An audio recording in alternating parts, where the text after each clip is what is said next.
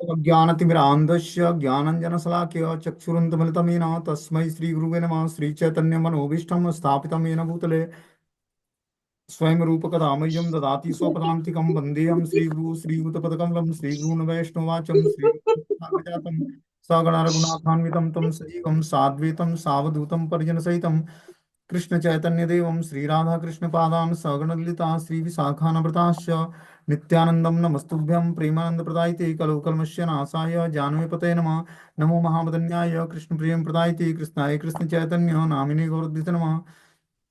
अनर्पित चरिचिरात करुणामतीर्णो कलौ समर्पित उन्नतु जलरस स्वभक्ति श्रियम हरिपुरट सुंदर गुत्कतम संदीपतम सदा हृदय कंदरे स्मृत्वा सचिनंदनम संसार दुःख जलधो पतितस्य कामा क्रोधादीन क्रम करे कवलीकृतस्य दुर्वासना निगडितस्य निराश्रयस्य चैतन्य चंद्रमं देहि पदावलंबम चैतन्य चंद्रमं हृदि कुमुदं विकास्यम हृदयं विदेहि निज चिंतन भृंगरंगे किंचापराधतिमिरनिविड्य विदूयं पादामृतं सदा पायत दुर्गतं माम आजानुलंबित भुजो कनकावदातो संकीर्तने कपितरो कमलायताक्षो विश्वम्बरो द्विवरो युगधर्मपालो वंदे जगत्प्रियकरो करुणावतारो नमस्ते काल सत्याय जगन्नाथाय सुताय च सवृत्याय सपुत्राय सकलत्राय ते नमः।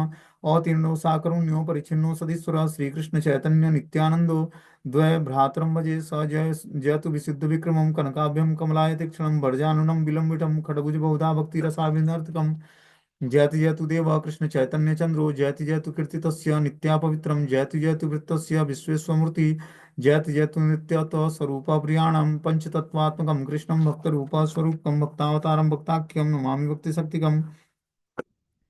जय श्री कृष्ण चैतन्य प्रभु नित्यानंद श्री अद्वैत गदाधर श्रीवासादि श्री गौर भक्तवृंद हरे कृष्ण कृष्ण कृष्ण हरे हरे हरे राम राम राम हरे हरे।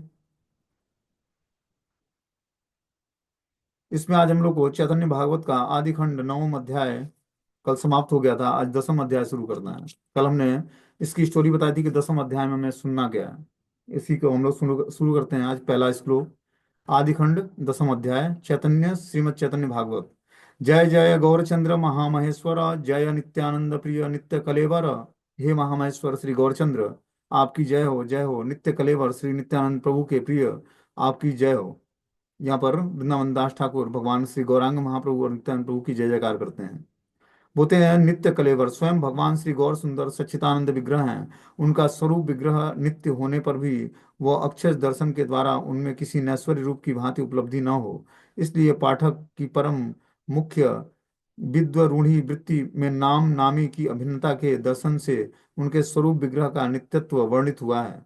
बद्ध जीव के अंतर में उसका सूक्ष्म शरीर और स्थूल शरीर के अंतर से मुक्त जीवात्मा की आकर वस्तु रूप में नित्यानंद और श्री नित्यानंद की इस प्रकार की सेवा द्वारा सेवित विग्रह श्री गोविंद मोहिनी एवं उनके सेव्य श्री गोविंद शुद्ध भक्ति के पांच रसों के विभिन्न स्तर पर दृष्ट होते हैं।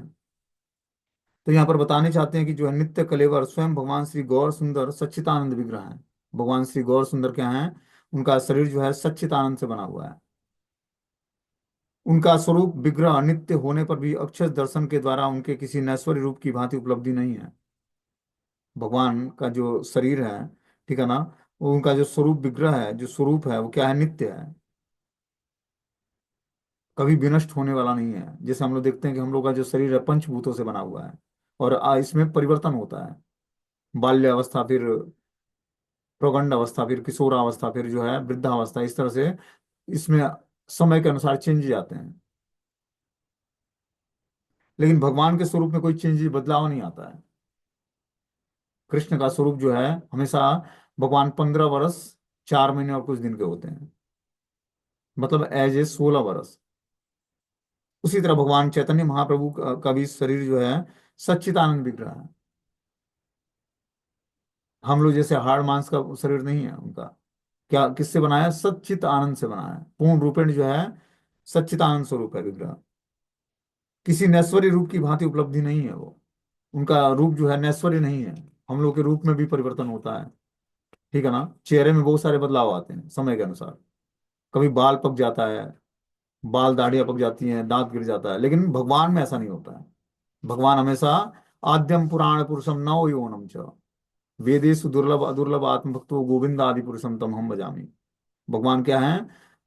सबसे पुरातन पुरुष हैं, लेकिन क्या है, आद्यम पुराण पुरुषम नव यौवनम च, हमेशा नव यौवन अवस्था में रहते हैं। कहीं आप लोग कभी भगवान श्री कृष्ण या चैतन्य महाप्रभु को बूढ़े अवस्था में नहीं देखा हो फोटो। लेकिन एक आदमी का होता है जो भौतिक संसार में रहता है, उसमें बहुत सारे बदलाव आते हैं चेहरे में, शरीर में बहुत सारे बदलाव आते हैं समय के अनुसार। फोटो में भी बदलाव आता है, लेकिन भगवान के फोटो में अब बदलाव नहीं आता है।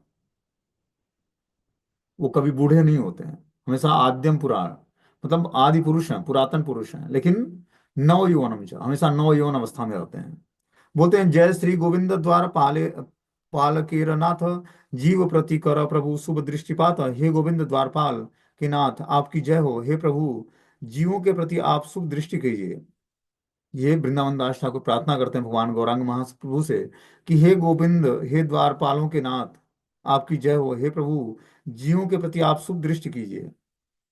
जय जय जगन्नाथ पुत्र विप्रराज, जय उरु रयत श्री भक्त समाज। हे जगन्नाथ पुत्र विप्रराज श्री गौर सुंदर, आपकी जय हो, जय हो। आपके संग भक्त समाज की जय हो। श्री भक्त समाज ब्रजेंद्र नंदन श्री कृष्ण ही भजनीय वस्तु हैं। जो भक्त समाज में भगवान श्री कृष्ण ही भजनीय वस्तु हैं, उन्हीं का भजन जो है भक्त समाज करता है। वही भगवान विषय और आश्रय दोनों रूपों में ही अपने आश्रित जनों की भजनीय वस्तु हैं। विषय विग्रह श्रील और आश्रय विग्रह श्री दोनों ही उनके आश्रित भक्तों के सेव्य विषय हैं। भजनीय वस्तु के उद्देश्य से भक्तों के द्वारा अनुकूल अनुशीलन को ही भक्ति कहते हैं। क्या बोल रहे हैं? भजनीय वस्तु के उद्देश्य से भक्तों के द्वारा अनुकूल अनुशीलन को ही भक्ति कहते हैं। भजनीय वस्तु कौन है? भगवान है। और अनुकूल वस्तु क्या है? अनुकूल अनुशीलन क्या है? जो हम भक्ति के नियमों का सिद्धांतों का पालन करते हैं, वही क्या है? भक्ति के सिद्धांत है का पालन ही भक्ति कहलाती है। जब हम अनुकूल भाव से भक्ति के सिद्धांतों का पालन करते हैं, वही भक्ति कहलाती है। विषय और आश्रय सेवक तत्व ही भक्त नाम से प्रसिद्ध है। जो विषय और आश्रय तत्व है, वो सेवक तत्व ही भक्त के नाम से प्रसिद्ध है। वे अनेक हैं, इसलिए उनकी गोष्ठी को भक्त समाज कहा जाता है। तो जो भक्तों का समूह है, उसको, उस गोष्ठी को भक्त समाज कहा जाता है। और बता रहे हैं उस भक्त समाज में खड ऐश्वर्य नुगत्य द्वारा नाना विद्य चिन्मय सौंदर्य की अवधि अवस्थित है, इसलिए वह श्री भक्त समाज नाम से वर्णित है। शक्तिमान की शक्ति के आश्रित समस्त भक्त को ही नाना प्रकार के भजनीय वस्तुओं की प्रीति संपादन करते रहते हैं। बोलते हैं शक्तिमान की शक्ति के आश्रित समस्त भक्तगण, जो शक्तिमान पर आश्रित हैं, भगवान की शक्तियों पर आश्रित हैं, वो जो शक्ति हैं, आश्रित तत्व जो हैं, भक्त लोग जो हैं, वो भजनीय वस्तु की प्रीति संपदा संपादन करते हैं। वही क्या को भजनीय वस्तु मानकर और उनका प्रीति पूर्वक क्या करते हैं? उनका संपादन करते हैं, मतलब भजन करते हैं भगवान का। बोलते हैं जय जय कृपा सिंधु कमल लोचन, हे न कृपा करे तोर यसे रहु मन। हे कृपा सिंधु, हे कमल लोचन, आपकी जय जयकार हो। आप हमारे ऊपर ऐसी कृपा कीजिए कि आपके यश का कीर्तन करते करने में हमारा मन निरंतर लगा रहे। ये मनुष्य जीवन इसीलिए मिला है कि हम पूरे जीवन क्या करें? भगवान का कीर्तन कर पाए। जीवात्मा का वास्तविक धर्म क्या है? ग्लोरिफिकेशन करना भगवान का, 24 घंटे भगवान को ग्लोरीफाई करना, भगवान को और भगवान के भक्तों को, न कि दूसरे की चुगली और निंदा करना। ठीक है ना? तो ऐसा वातावरण कब हमारे अंदर आएगा, ऐसा लक्षण कब प्रकट होगा कि हम 24 घंटे भगवान को ग्लोरीफाई कर पाए? ऐसा लक्षण तब प्रकट होगा जब हम भक्ति करेंगे और भगवान पर पूर्ण रूपेण आश्रित हो जाएंगे, तभी हम पूरे 24 घंटे को भगवान के ग्लोरिफिकेशन में लगाएंगे और भगवान की कृपा हमें महसूस होगी। ग्लोरीफाई करने के लिए हमें क्या करना पड़ेगा? पहले भगवान की कृपा को महसूस करना पड़ेगा अपने जीवन में। ये कृपा तभी महसूस होगी जब हम भगवान का आश्रय लेंगे। भगवान का आश्रय कैसे लेंगे? जब हम नाम भजन करेंगे। नाम भजन कैसे करेंगे? अनुगत्य में रहकर, आचार्य परंपरा को फॉलो करके, स्वतंत्रता पूर्वक नाम जप नहीं होता है। आगे इसमें बता रहे हैं कि जय जय कृपा सिंधु कमल लोचन, हे न कृपा करे तोर यसे रहु मन। हे कृपा सिंधु, हे कमल लोचन, आपकी जय जयकार हो। आप हमारे ऊपर ऐसी कृपा करें कि आपके यश का कीर्तन करने में मेरा मन निरंतर लगा रहे। ये भगवत कृपा से ही भगवान का हम निरंतर, अब भगवान के कीर्तन में हम हमेशा अपने मन को समावेशित कर रखेंगे। जब तक भगवान की कृपा नहीं होगी, तब तक हम भगवान के यश का कीर्तन नहीं कर सकते हैं। खड ऐश्वर्यपूर्ण भगवान की सेवा में जीव की चेतनमयी वृत्ति सर्वोत्कृष्ट भाव से नियुक्त होने पर और कोई भी असुविधा नहीं होती है। भगवत संबंध रहित विषय में लोभ उपस्थित होने से जीवात्मा भ्रष्ट हो जाता है। जब भगवान की भक्ति से संबंधित विषय न हो, उसमें जीवात्मा की अगर जो मति लगती है या लोभ उत्पन्न होता है तो जीवात्मा भ्रष्ट अवस्था को प्राप्त होता है। चंचल चंचल मन की नाना प्रकार की विशृंखलाएं आकर जीव की बद्ध दुर्दशा का वर्धन करती हैं। जब उसका मन एकाग्र नहीं होता है भगवत विषय पर, तब क्या होता है, उसका बद्ध जीवन शुरू होता है। बद्ध दुर्दशा का वर्धन करता है वो। बद्ध दुर्दशा का वर्धन करने का मतलब है कि वो बद्ध अवस्था को प्राप्त करता है। कब? जब उसका चंचल मन कंट्रोल नहीं होता है। मन को कैसे एकाग्र करना होगा? पहले हमें सेंसेस को भगवान की दिव्य सेवा में लगानी होगी, तब जाकर हमारे मन की एकाग्रता आएगी। सेंस कौन से? पांच हमारे सेंस जो हैं बहुत ही एक्टिव सेंस हैं।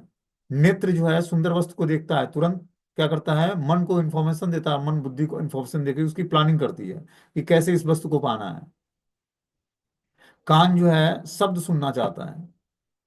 पहला हमने इंद्रिय बताया नेत्र, दूसरा है कान। कान क्या करता है? Sound vibrations. तो कान को कैसे साउंड वाइब्रेशन सुनाने हैं? स्पिरिचुअल, जो आध्यात्मिक है, जो भगवान से संबंधित विषय है, उसकी कथाओं का श्रवण करना है या सॉन्ग सुनने भी हैं तो स्पिरिचुअल सॉन्ग सुनने हैं, जो भगवान के भजन में, उसको। तब हमारा कान जो है सही, मतलब हम अपने कान का उपयोग भगवान की सेवा में कर सकते हैं। तीसरा इंद्रिय है हमारा जीवा। जीवा क्या करता है? जीवा से हमें भगवत प्रसाद खाना है और भगवान का नाम जप करना है। ठीक है ना? चौथा इंद्रिय हमारा घ्राण इंद्रिय, मतलब नाक। नाक से हमें भगवान को ऑफरिंग किया हुआ तुलसी या फिर फूल सूंघना है। उससे क्या होगा, हमारे अंदर धीरे धीरे हमारे घ्राण इंद्रियां पवित्र हो जाएंगी। और चौथी इंद्रिय हमारी क्या है? चौथी इंद्रियां हैं पांचवी इंद्रिय है त्वचा। त्वचा से हमें क्या करना है? भगवान के श्री विग्रहों की सेवा करनी है या भगवान के भक्तों की सेवा करनी है। तो इस तरह से हम अपने घ्राण इंद्रियों को और त्वचा को भगवान की दिव्य सेवा में लगा सकते हैं। बोलते हैं आदि खंडे सुना भाई चैतन्य र कथा विद्या विलास प्रभु करिले न यथा। हे भाइयों, आदि खंड की उस चैतन्य कथा को सुनिए जिसमें प्रभु ने विद्या रस विलास किया है। भगवान चैतन्य महाप्रभु ने विद्या रस का आस्वादन किया, इसके बारे में अब कथा शुरू होती है। ठीक है ना? बोलते हैं कि हे भाइयों, आदि खंड में चैतन्य कथा सुनी हो तुमने, जिसमें प्रभु ने अब विद्या रस का विलास किया है, उसके बारे में कथा सुनो। विद्या विलास बद्ध जीव प्रपंच में अविद्याग्रस्त अर्थात स्वस्वरूप और पर स्वरूप विचार में होकर ही जन्म लेते हैं। उसमें तो ज्ञाति रूप चित्त तत्व का अंश विशेष विद्यमान रहता है। उसका अव्यक्त भाव ही अविद्व अवस्था या अज्ञात अवस्था कहलाती है। वास्तविक सत्य वस्तु विषय ज्ञान के अभाव को दूर करके चेतन की विकासनी या उन्मेषित वृत्ति ही विद्या नाम से प्रसिद्ध है। अर्थात विद्वान या विज्ञ व्यक्ति के निकट अपने चेतन की वृत्ति का उन्मेषण ही पराविद्या प्राप्ति है। तो क्या यहाँ पर बता रहे हैं कि जो भगवान की विद्या विलास लीला है, इसको व्यक्ति जो ध्यान पूर्वक सुनेगा, वो अविद्याग्रस्त उसकी जो चेतना है उससे वो छुटकारा प्राप्त कर लेगा। ठीक है ना? और जब हम अपने अविद्याग्रस्त चेतना को पवित्र करना चाहते हैं तो भगवान की विद्या विलास लीला को सुनना पड़ेगा। बोलते हैं कि चेतन वृत्ति में उन्मेष में विद्वान व्यक्ति द्वारा नाना प्रकार की सहायता से विद्या विलास नाम से कथित है। अविद्या या अज्ञान के आश्रय में जीव की भ्रांति या विवर्त उपस्थिति होती है, वह परा विद्या की विपरीत वृत्ति है। उस प्रकार की वृत्ति के बल द्वारा बद्ध जीव इंद्रिय जन ज्ञान की सहायता से अभिज्ञ जन के निकट अपनी अज्ञान प्रस्फुटित करवाकर अधिरोह चेष्टा में अग्रसर होता है। श्रीमन महाप्रभु ने भी जगत के कल्याण के लिए उसी प्रकार की विद्या विलास लीला प्रकट करवाकर जीवों का अचित अनुभूति से परित्राण किया है। कि भगवान चैतन्य महाप्रभु ने ये जो विद्या विलास लीला संपन्न की है, इससे क्या होता है, जीवात्मा की जो अविद्या रूपी जो उसके अंदर अवगुण है वो नष्ट हो जाते हैं। बोलते हैं हे न मते नवद्वीपे श्री गौर सुंदर रात्रि दिने विद्या रसे नाही अवसर।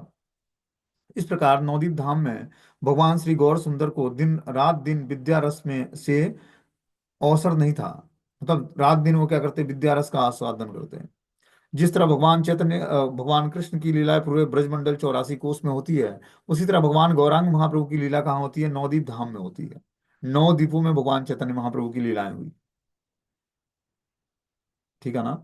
तो गौर मंडल बहुत ही पवित्र जगह है और बहुत ही सुंदर जगह है। जिस तरह भगवान कृष्ण का ये पवित्र धाम वृंदावन है, ठीक है ना, और 84 कोस में ये ब्रजमंडल फैला हुआ है, उसी तरह गौर मंडल जो है 9 द्वीपों में फैला हुआ है। और गंगा नदी का किनारा है, जिस तरह ब्रज धाम यमुना का किनारा है, उसी तरह नवद्वीप धाम जहाँ भगवान चैतन्य महाप्रभु प्रकट हुए, वो गंगा का किनारा है। बहुत ही सुंदर जगह है और बहुत ही ऑस्पिशियस, शुभ है। पूरा पवित्र वातावरण है और भक्ति के लिए बिल्कुल ही अनुकूल है। बोलते हैं, उषा काले संध्या करी त्रिदशेन दशेरनाथ, परिते चले न सर्व शिष्य गण साथ। त्रिदश के नाथ श्री विश्वम्भर चंद्र उषा काल में संध्या करके सब शिष्यों के साथ पढ़ने के लिए चल देते हैं। गौरांग महाप्रभु क्या करते हैं, उषा काल में, मतलब जो सूर्य उदय होता है उसको उषा काल बोलते हैं। उस काल में क्या करते हैं, वो संध्या वंदन करके और शिष्यों के साथ पढ़ने के लिए चल देते हैं। आसिया बसेन गंगा दासेर सभाय, पक्ष प्रतिपक्ष प्रभु करेण सदाय। प्रभु गंगादास पंडित की सभा में जाकर बैठ जाते और व्याख्या का स्थापन और खंडन करने लगते। उनके गुरु का नाम गंगादास पंडित था। उनकी सभा में जाकर बैठ जाते चैतन्य महाप्रभु और व्याख्या को स्थापित करते और खंडन करने लगते। मान लो कि कोई श्लोक आया, उसकी पहले व्याख्या करते और फिर उसको अपने ज्ञान से उस ज्ञान को फिर खंडित कर देते और फिर उसको स्थापित कर देते।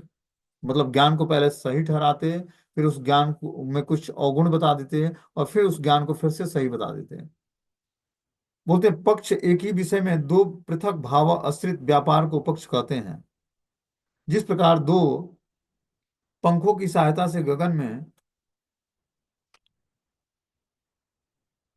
पक्षी उड़ने में समर्थ होता है, उसी प्रकार कोई भी एक विचार या विषय का संशय उपस्थित होने पर पूर्व पक्ष अर्थात प्रश्न, परपक्ष अर्थात सिद्धांत, ये दोनों पक्ष ही विचारणीय होते हैं। पर पक्ष के साथ संगति अनिवार्य भाव से संयुक्त होता है। एक पक्ष दूसरे को पर पक्ष कहता है, अर्थात अद्वैत विचार से अनापक्ष या व्यतिरेक विचार से परपक्ष कथित होता है। तो चैतन्य महाप्रभु क्या करते, पहले सिद्धांत को स्थापित करते, फिर उस सिद्धांत का खंडन करते और फिर उसी सिद्धांत को फिर से स्थापित कर देते अपने ज्ञान से। इतने पंडित थे वो, इसीलिए उनका नाम पड़ा निमाय पंडित। प्रभु स्थाने पृथु चिंते नाही ए जन, तहारे से प्रभु कदर्थे न अनुक्षण। जो जो छात्र प्रभु के पास पुस्तक चिंतन नहीं करते थे, उनका प्रभु निरंतर निंदन करते रहते थे। जो भगवान चैतन्य महाप्रभु के साथ भक्त लोग थे और जो पुस्तक का पढ़ के उसकी, और जो क्या करते, गुणगान नहीं करते, तो प्रभु उसकी निंदा करते।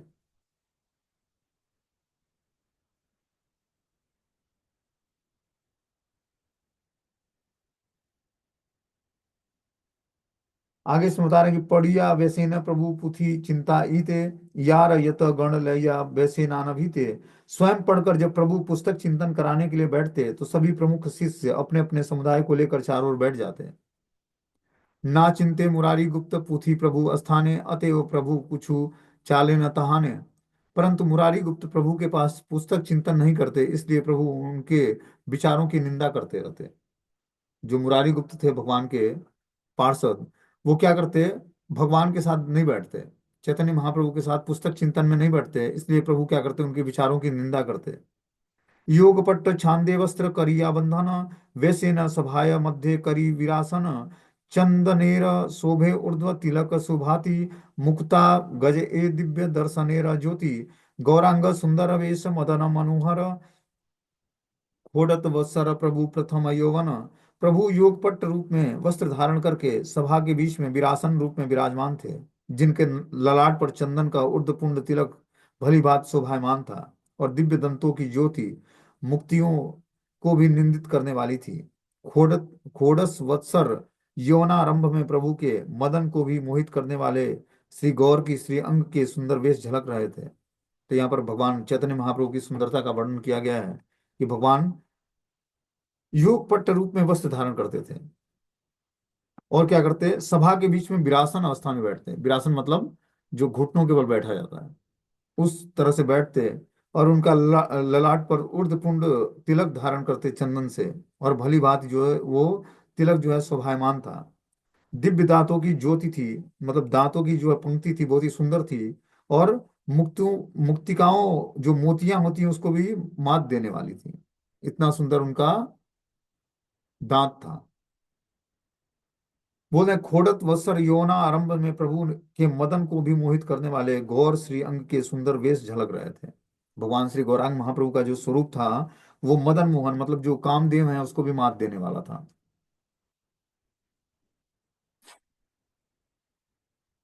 बृहस्पति जिनिया पांडित्य प्रकाश स्वतंत्र ए पुथि चिंते तारे कर हास। प्रभु बृहस्पति को भी जीतने वाले पांडित्य का प्रकाश करते हुए स्वतंत्र पोथी चिंतन करने वाले का उपहास करने लगे। क्या बोलते हैं, प्रभु जो थे गौरांग महाप्रभु बृहस्पति को भी जीतने वाले पांडित्य का प्रकाश करते हुए स्वतंत्र पोथी चिंतन करने वाले का उपहास करते। उनके पास इतना ज्ञान था इसीलिए उनका नाम था निमाय पंडित। तो निमाय पंडित क्या करते हैं, बृहस्पति को जीतने वाले पांडित्य था उनके पास। बृहस्पति जो है देवताओं के गुरु हैं, उनको भी हराने की शक्ति भगवान चैतन्य महाप्रभु में थी। प्रभु बोले इथे आछे कौन बड़े जन, आसिया खंडुक देखी आमार स्थापन, संधि कार्य ना जानिया कौन कौन जना, आपने चिंता पुथि प्रभु प्रबोधे अपन, अहंकार करी लोक भाले मूर्ख हय, ये वा जाने तार ठाई पुथि ना चिंतय। ऐसा कौन बड़ा पंडित होगा जो आकर मेरे सिद्धांत का खंडन करे। कोई कोई व्यक्ति संधि प्रकरण को बिना जाने ही स्वतंत्र रूप से पोथी का चिंतन करता और आप ही समाधान कर लेते। दुर्देव से अहंकार बस चाहे मूर्ख रह जाए, परंतु जो जानते हैं वह उनके पास पोथी चिंतन करने नहीं जाते। मतलब शास्त्रों को की चिंतन करने या शास्त्रों पर व्याख्या करने के लिए भगवान चैतन्य महाप्रभु के पास जल्दी कोई जाता नहीं था। क्यों?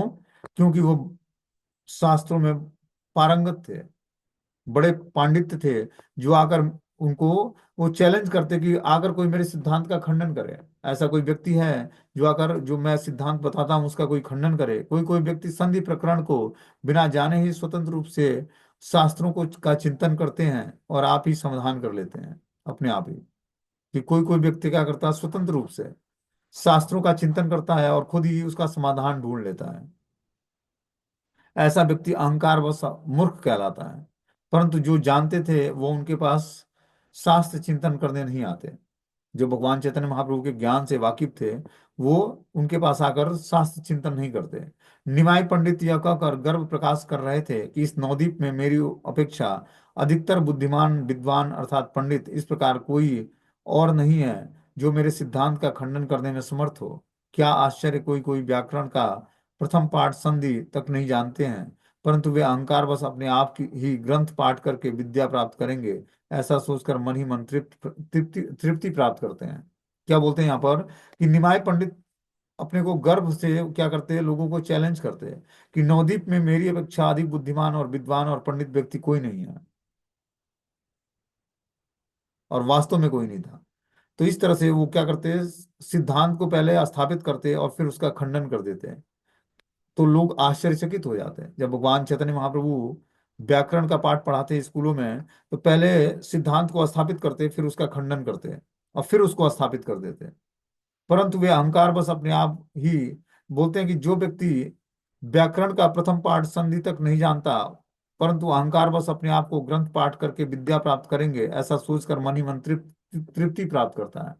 मतलब कहने का मतलब है कि कुछ ऐसे व्यक्ति भी थे जो व्याकरण के प्रथम पाठ को भी नहीं जानते थे कि संस्कृत और व्याकरण है क्या।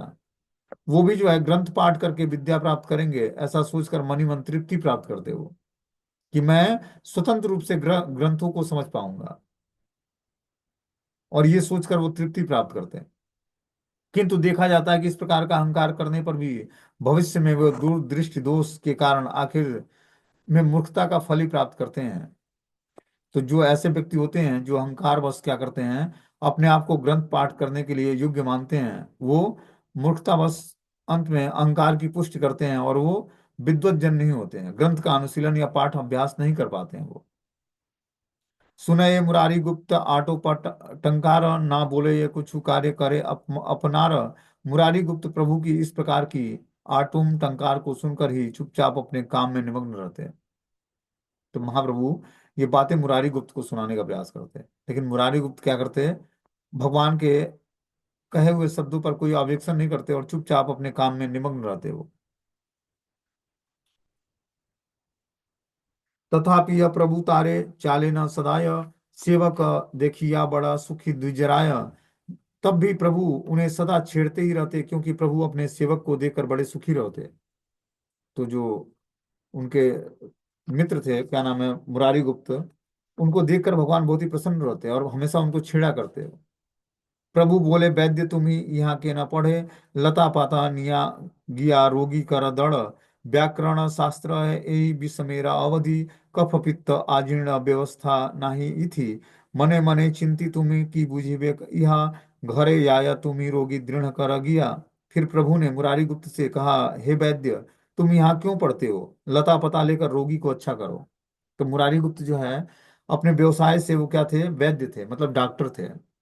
तो भगवान चैतन्य महाप्रभु उनसे क्या करते हैं, मजाक करते हैं, क्या बोलते हैं कि तुम लता पता लेकर, मतलब जड़ी बूटियों को लेकर रोगी को अच्छे करने का काम करो, तुम शास्त्र को क्यों पढ़ना चाहते हो।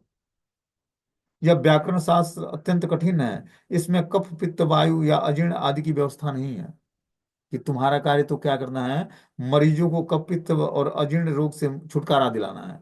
तुम इस शास्त्रों को पढ़कर क्या करोगे। जो तुम मन ही मन पुस्तक चिंतन करते हो, इससे तुम्हें क्या, तुम क्या समझोगे। तुम घर जाओ और रोगियों का इलाज करो। भगवान गौरांग महाप्रभु कहते हैं उनको कि तुम्हारा कार्य क्या है, तुम घर जाकर रोगियों का इलाज करो, तुम क्यों व्याकरण और शास्त्र पढ़ना चाहते हो। विष मेरा अवधि चूड़ांत अत्यंत कठिन। बोलते हैं, रुद्र अंश मुरारी परम खरतर, तथापि न हिला क्रोध देखी विश्वम्भर। मुरारी गुप्त रुद्र अंश होने के कारण परम प्रखर स्वभाव के थे, परंतु तब भी वो विश्वम्भर को देखकर क्रोधित न होते।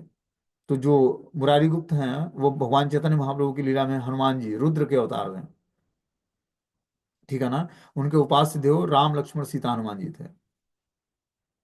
जो भगवान के गौर पार्षद हैं सारे जो है, कृष्ण और रामलीला में वो भी पार्टिसिपेट करा था, वही जाकर गौरांग महाप्रभु की लीला में अलग अलग स्वरूप में आए। तो मुरारी गुप्त हनुमान जी के अवतार हैं। इनके इष्ट आराध्य भगवान श्री राम लक्ष्मण सीता हनुमान जी हैं। हम लोग नवदीप मंडल परिक्रमा में जाएंगे तो इनके सेवित विग्रह आज भी विराजमान है नवदीप धाम में। राम लक्ष्मण सीता हनुमान जी जिनकी उपासना करते थे, और स्वयं ये हनुमान जी रुद्र के अवतार हैं। बोलते हैं, मुरारी गुप्त रुद्र अंश होने के कारण भी परम प्रखर स्वभाव के थे, परंतु तब भी श्री विश्वम्भर को देखकर कभी क्रोधित नहीं होते। भगवान चैतन्य महाप्रभु इनको बार बार छेड़ते, लेकिन ये कभी क्रोधित नहीं होते उनसे, उनकी बातों को सुनकर। प्रत्युत्तर दिला के न बढ़त ठाकुर, सवारी चाल देखी गर्भ प्रचुर। सूत्र वृत्ति पांजी टीका यत हे न कर, आम्या जिज्ञासी की ना पाइला उत्तर। बिना जिज्ञासी या बोला कि जानी सतुई, ठाकुर ब्राह्मण ब्राह्मण तुम्हें की बलिबा मुई।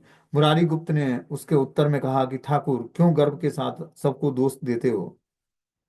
सूत्र वृत्ति पांजी टीका आदि को जितने आपने प्रश्न किए हैं बताओ, तो किसका उत्तर नहीं मिलेगा। कि आपने जो भी हमसे प्रश्न किया है, जो भी प्रश्न आपने बोला है, उस किस प्रश्न का उत्तर आपको चाहिए वो आप पूछिए, मैं उसका जवाब दूंगा। बिना कोई व्याख्या पूछे ही आप कहते हैं कि तुम क्या जानते हो। आप ब्राह्मण ठाकुर हैं, मैं आपसे क्या कहूँ। तो क्या बोलते हैं कि बिना कोई व्याख्या पूछे ही आप कैसे जान पाते हो कि मुझे कुछ नहीं आता है। और आप ब्राह्मण ठाकुर हैं, तो मैं आपको क्या कह सकता हूँ। तो मुरारी गुप्त क्या करते हैं, भगवान चैतन्य महाप्रभु के, जब वो मजाक करते हैं भगवान चैतन्य महाप्रभु मुरारी गुप्त से, तो बोलते कि आप तो ब्राह्मण ठाकुर हैं, मैं आपको क्या कहूँ। आपने बिना क्वेश्चन पूछे ही मुझसे, आपने कैसे जान लिया कि मुझे कुछ नहीं आता है। प्रभु बोले, व्याख्या करी आज ए पढ़ीला, व्याख्या करे गुप्त प्रभु खंडिते लागिला। प्रभु ने कहा कि ठीक है, आज जो पढ़ा है उसकी व्याख्या करो। प्रभु के कहने पर मुरारी गुप्त व्याख्या करने लगे, तब प्रभु उसका खंडन करते रहते। तो भगवान चैतन्य महाप्रभु का यही कार्य था कि जो अपने पार्षद थे उनके साथ क्या करते, पहले भक्ति की व्याख्या करते, फिर उस व्याख्या को खंडित कर देते अपने ज्ञान से, और फिर उसको स्थापित कर देते कि जो मैंने ज्ञान बताया है वो गलत भी है और सही भी है। गुप्त बोले, एक अर्थ प्रभु बोले आरा, प्रभु भृत्य किया करे नारे जिनिवारा। मुरारी गुप्त एक प्रकार अर्थ करते तो दूसरी प्रभु दूसरी प्रकार का, प्रभु और भृत्य कोई भी एक दूसरे को जीत नहीं पा रहा था। तो इस तरह से जो है, मुरारी गुप्त की व्याख्या और भगवान चैतन्य महाप्रभु की व्याख्या में आपस में इतना जो है बड़ी चढ़ी व्याख्या होती कि कोई भी एक दूसरे से जीत नहीं पाता। प्रभुर प्रभावे गुप्त परम पंडित, मुरारी व्याख्या सुनी हन हर्षित। प्रभु की कृपा से मुरारी गुप्त परम पंडित हैं, उनकी व्याख्या सुनकर प्रभु बड़े प्रसन्न होते। भगवान चैतन्य महाप्रभु इस तरह से मुरारी गुप्त पर कृपा करते। मुरारी गुप्त जो व्याख्या बताते, वो परम पांडित्य प्रदर्शित करते अपनी व्याख्या के माध्यम से। ये व्याख्या सुनकर भगवान चैतन्य महाप्रभु बड़ा प्रसन्न होते। जो आचार्य होता है या गुरु होता है, वो क्या करता है, सिद्धांतों को अपने हृदय, अपने शिष्य के हृदय में प्रकाशित करता है, और शिष्य के माध्यम से उस ज्ञान को समाज में प्रकाशित कराता है। वो ये दिखाना चाहता है कि मेरा कोई अपना कोई मतलब मोटिव नहीं है। ये क्या है, भगवान की कृपा कैसे है, उस कृपा को आगे वितरित कैसे करना है, वो शिष्यों के माध्यम से वितरित कराता है। तो वही भगवान चैतन्य महाप्रभु मुरारी गुप्त के माध्यम से, मुरारी गुप्त को एम्पावर करके वो परम पांडित्य की व्याख्या करते। वो उनकी व्याख्या सुनकर प्रभु बड़े प्रसन्न होते। संतोष दीन तार अंगे पद्म हस्त, मुरारी देह हिला आनंद समस्त। प्रसन्न प्रसन्न होकर प्रभु ने उनके अंग पर अपना कर कमल स्पर्श कर दिया, जिससे उनकी देह चिदानंदमयी हो गई। भगवान गौरांग महाप्रभु ने क्या किया, प्रसन्न होकर उनकी व्याख्या को सुनकर प्रसन्न प्रसन्न हुए, और उनका जो कमल सदृश हाथ है उससे स्पर्श करके उनके देह को चिदानंद बना देते हैं। मतलब कभी ना विनष्ट होने वाला शरीर उनको प्रदान करते हैं। चिंतेय मुरारी गुप्त आपन हृदय, प्राकृत्य मनुष्य प्रभु कभु ए पुरुष नय। ए मन पांडित्य की बा मनुष्य रहय, हस्त स्पर्शे देह हैला परम आनंदमय। चिंतिले इहान स्थाने किछु लाज नाही, एहि मत सुबुद्धि सर्व नवदीपे नाही। तब मुरारी गुप्त अपने हृदय में विचार करने लगे कि यह पुरुष कभी प्राकृतिक मनुष्य नहीं हो सकता है। इस प्रकार का पांडित्य मनुष्य में कभी संभव हो सकता है, जिनके हस्त स्पर्श मात्र से मेरी देह परम आनंदमय हो गई है। तब उनको लगा कि निमाय पंडित जो है साधारण व्यक्ति नहीं है, इनके हस्त स्पर्श मात्र से हमारा देह जो है परम आनंद से प्रफुल्लित हो गया। ये उनको रियलाइज हुआ। इनके पास पुस्तक चिंतन करने में कोई लज्जा की बात नहीं है, इस जैसे सुबुद्धि सारी साली सारे नवद्वीप में कोई नहीं है। तब उनको क्या रियलाइज हुआ कि जो हम लोग शास्त्रों का चिंतन करते हैं, तो इसमें कोई लज्जा की बात नहीं है। इनके जैसा बुद्धिमान और शक्तिशाली नवद्वीप में कोई नहीं है जो शास्त्रों को पर चर्चा कर सके। प्राकृतिक मनुष्य प्रकृति या माया का वशीभूत बद्ध जीव होता है। जो प्राकृतिक जीवात्मा है वो क्या होता है, प्रकृति के वशीभूत और माया के वशीभूत होता है। संतोषी हैया बोले न वैद्यवर, चिन्ह तुम्हारे स्थाने सुना विश्वम्भर। वैद्यवर मुरारी गुप्त संतुष्ट होकर बोले, हे विश्वम्भर, सुनो अब मैं तुम्हारे पास पुस्तक चिंतन किया करूंगा। तो क्या बोलते हैं यहाँ पर, विश्वम्भर मतलब भगवान गौरांग महाप्रभु मुरारी गुप्त को बोलते हैं। मुरारी गुप्त संतुष्ट होकर बोलते हैं कि हे विश्वम्भर, सुनो अब मैं क्या करूंगा, अब तुम्हारे पास बैठकर मैं शास्त्रों का चिंतन किया करूंगा। ठाकुरेर सेवक के है न मते करी रंगे, गंगा स्नाने चली न लैया सब संगे। क्या बोलते हैं, इस प्रकार ठाकुर और सेवक कौतुक करते हुए गंगा स्नान करने के लिए सब साथियों को लेकर चल पड़ते हैं। अब इस तरह से गौरांग महाप्रभु और क्या है, मुरारी गुप्त, दोनों मिलकर गंगा स्नान के लिए चल पड़ते हैं। गंगा स्नान करिया चलीला प्रभु घरे, यही मत विद्यारस से ईश्वर बिहरे। गंगा स्नान करके प्रभु घर आए। इस प्रकार से ईश्वर श्री गौरचंद्र विद्यारस में विहार कर रहे थे। इस तरह से क्या करते हैं, मुरारी गुप्त गंगा स्नान करके और घर चले आते हैं, और इस प्रकार ईश्वर श्री गौरांग महाप्रभु क्या करते हैं, विद्यारस में विहार कर रहे होते हैं।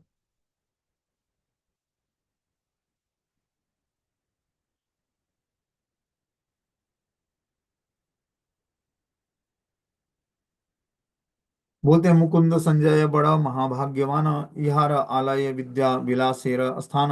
महाभाग्यवान मुकुंद संजय का गृह प्रभु के विद्या विलास का केंद्र बना हुआ था। भगवान क्या करते, मुकुंद और संजय जो उनके दो भक्त लोग थे, उनके गृह में प्रभु विद्या विलास का केंद्र बनाया हुआ था। वहां पर सभी लोग विद्या अध्ययन करते।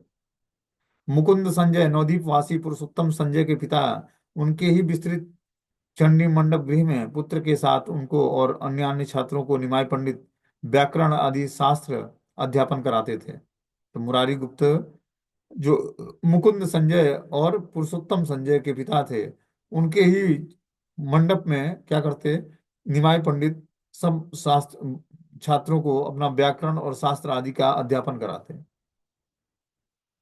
ताहाना पुत्रेर प्रभु आपने पढ़ाइया, तहारहु तार प्रति भक्ति सर्वथाय।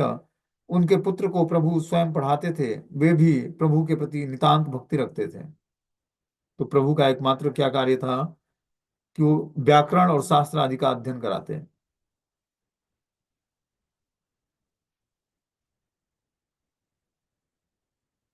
और वे भी प्रभु के प्रति नितांत भक्ति रखते हैं, जिनको शास्त्र पढ़ाते, मतलब संस्कृत और व्याकरण पढ़ाते, उनको भी क्या करते, वो भी भगवान के प्रति नितांत भक्ति रखते थे।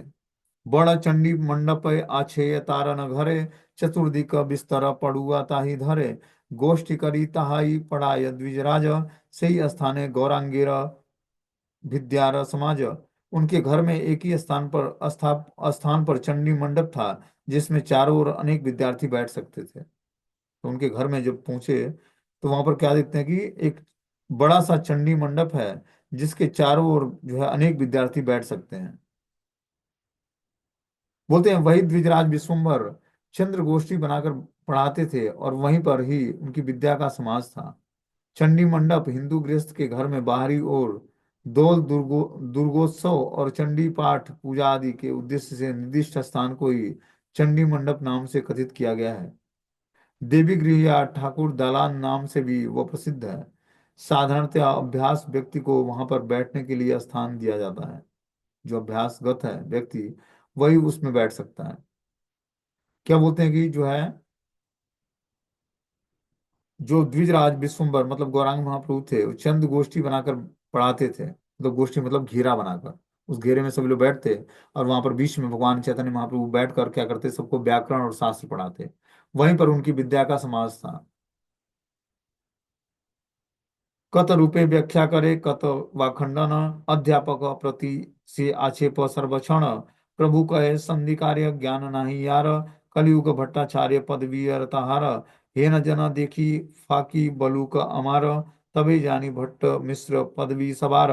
प्रभु अनेक प्रकार से व्याख्या करके उसका खंडन करते, और अध्यापकों के प्रति सदा ही तिरस्कार करते हुए कहते कि संधि ज्ञानहीन व्यक्तियों को भी कलयुग में भट्टाचार्य पदवी जाती है।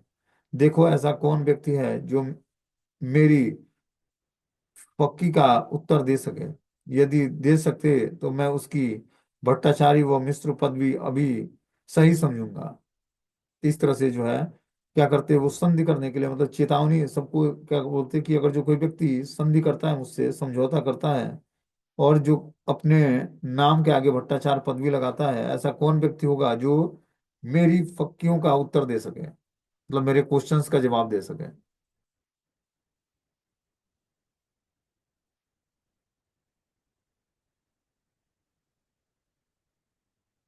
बोलते हैं यही मत बैकुंठ नायक विद्या रसे, घृणा करे चिंतित न पारे कौन दासे। इस प्रकार से बैकुंठ नायक प्रभु विद्यारस में घृणा कर रहे थे, परंतु कोई दास भी उनको पहचान नहीं पा रहा था।